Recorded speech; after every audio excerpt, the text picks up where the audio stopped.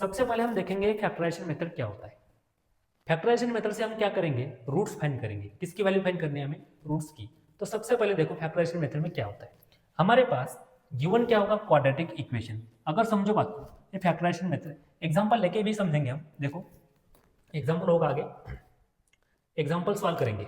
सबसे पहले देखो, अगर मैंने आपको दिया हुआ स्टैंडर्ड फॉर्म में given equation ax square plus bx plus c is equal to 0, ये क्या है आपके पास, standard equation of the quadratic, standard equation of quadratic equation, standard form of quadratic equation. यहाँ तो कोई प्रॉब्लम नहीं। देखो फैक्टराइजेशन मेथड में हम क्या क्या करेंगे। सबसे पहली जो स्टेप होगी हमारे पास, हमें क्या करना है, हम यहाँ पर स्टेप लिखेंगे। सबसे पहले हमें क्या करना है, गिवन इक्वेशन को स्टेप्स, सबसे पहले हमें क्या करना है, स्टेप फर्स्ट। सबसे पहले आप क्या करोगे, गिवन क्वाड्रेटिक इक्वेशन को स्टैंडर्ड फॉर्म में लिखेंगे, रीअरेंज करेंगे। किसमें, रीअरेंज, किसमें रीअरेंज करेंगे, स्टैंडर्ड फॉर्म में। किसमें रीअरेंज करेंगे, स्टैंडर्ड फॉर्म। सबसे पहले आप गिवन क्वाड्रेटिक इक्वेशन को क्या करेंगे, स्टैंडर्ड फॉर्म में लिखोगे। यहां तो कोई प्रॉब्लम नहीं। उसके बाद में हमें क्या करना है, second number step, product find करना है आपको। क्या फाइंड करना है, प्रोडक्ट यानी कि मल्टीप्लीकेशन। किसका मल्टीप्लीकेशन, आप क्या करोगे, प्रोडक्ट फाइंड करोगे। किसका, तो coefficient of the x square and constant.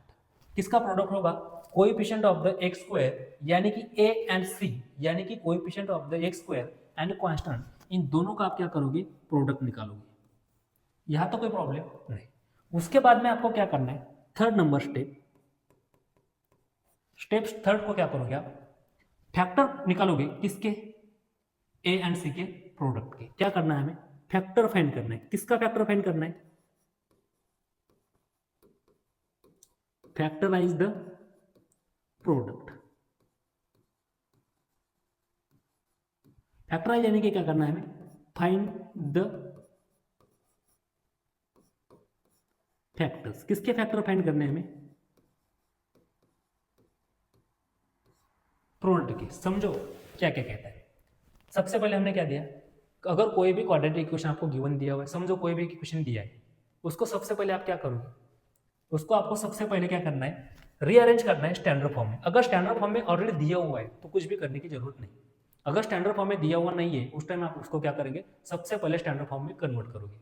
उसके बाद में आपको क्या करना है, ए एंड सी का प्रोडक्ट फाइंड करना है। क्या करना है, सबसे पहले उसको क्या करना है, अपना रीअरेंज करना है क्वाड्रेटिक इक्वेशन को। क्या लिखेंगे, ए एक्स स्क्वायर,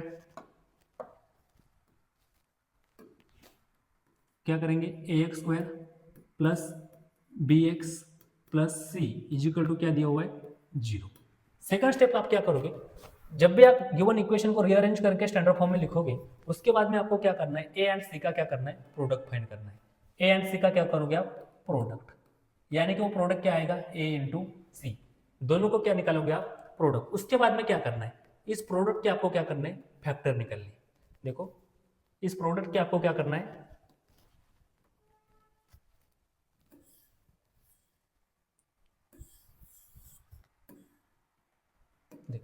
यहाँ पर क्या करना है, सबसे पहले आप ए एंड सी का प्रोडक्ट निकालोगे। उस प्रोडक्ट के क्या करेंगे आप, फैक्टर पढ़ेंगे। फैक्टर में क्या होगा, अगर समझो बात को, यहाँ पर आपके समझो फैक्टर आ गए कुछ एक्स एंड वाई, कुछ भी फैक्टर आएंगे। यहाँ पर एक फैक्टर आ गया और यहाँ पर एक फैक्टर आ गया। तो फैक्टर कैसे निकालने, इन दोनों की एडिशन कितनी आनी चाहिए, तो बी आनी चाहिए। इंपॉर्टेंट कंसेप्ट क्या होता है, आपको फैक्टर ऐसे निकालने हैं कि फैक्टर की एडिशन क्या आनी चाहिए, बी। देखो नहीं समझ में आ रहा, एग्जांपल जब भी हम एग्जांपल लेंगे उस टाइम अच्छे से समझ में आएगा। देखो सबसे पहले आपको क्या करना है, ए एंड सी का प्रोडक्ट फाइंड करना है।